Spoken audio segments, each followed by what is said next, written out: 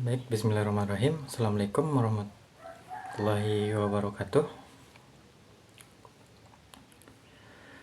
Baik, perkenalkan nama saya Muhammad Habib Sipo Yasin dengan NIM 220 10 10 160.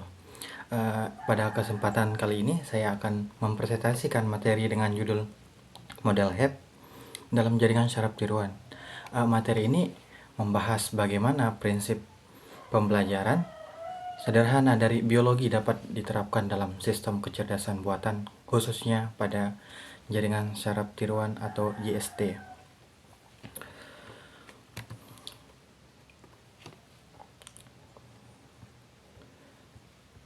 Kemudian di slide berikutnya yaitu ada beberapa agenda. Dalam mengikuti alur materi berikut adalah agenda presentasi. Yang pertama itu pengantar tentang jaringan saraf tiruan, yang kedua teori model HEP, yang ketiga implementasi model HEP, yang keempat studi kasus, yang kelima analisis hasil, dan yang keenam perbandingan kasus.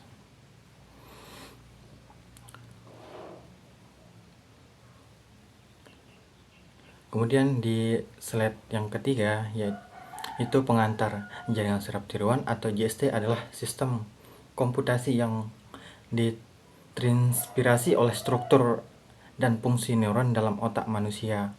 Tujuan dari JST adalah untuk memampukan mesin agar bisa belajar dari data, mengenali pola-pola yang kompleks, dan mengambil keputusan secara otomatis.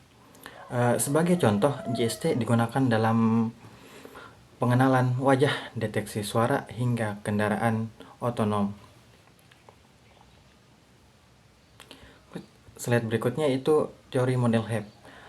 Selanjutnya kita masuk ke teori yang menjadi dasar pembelajaran pada model ini, yaitu model HEP. Model ini berasal dari prinsip yang dikemukakan oleh Donald Hebb pada tahun 1949. Intinya adalah neuron yang aktif secara bersamaan akan memperkuat koneksi satu sama lain. Artinya, jika dua neuron sering aktif bersama dalam suatu pola, hubungan sinaptik di antaranya akan semakin kuat. Ini menjadi dasar bagi mekanisme pembelajaran dalam JST. Di sini ada rumus. Kemudian untuk slide selanjutnya yaitu implementasi model HEP. Bagaimana model ini diterapkan secara praktis? Dalam JST, kita bisa menggunakan model HEP untuk melatih fungsi logika dasar.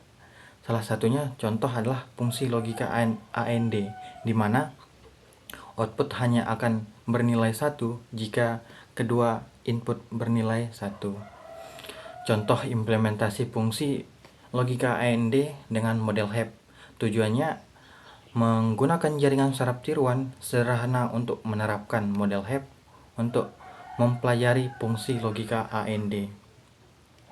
Kemudian slide berikutnya itu studi kasus logika AND. Untuk mengilustrasikan implementasinya, kita gunakan studi kasus fungsi logika AND memiliki tabel kebenaran seperti berikut. Dengan menggunakan persamaan pembaruan bobot dari model HEP, kita dapat menghitung bobot sinapsis antara neuron input dan neuron output.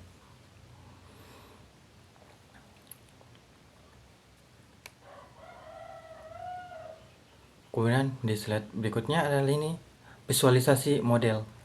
Visualisasinya seperti ini. Input X1 dan X2 akan masuk ke sebuah neuron output. Jika kedua input aktif 1 dan 1, maka neuron output akan aktif juga. Model HEP secara otomatis akan memperkuat jalur dari X1 dan X2 ke neuron output ketika pola ini sering muncul. Kemudian analisis hasil setelah pelatihan menggunakan metode hasil HEP, bisa kita lihat bahwa pola koneksi berubah. Neuron berhasil mengenali pola dari fungsi AND tanpa perlu supervisi eksplisit. Ini menunjukkan bahwa model sederhana pun dapat memiliki kemampuan pembelajaran yang kuat.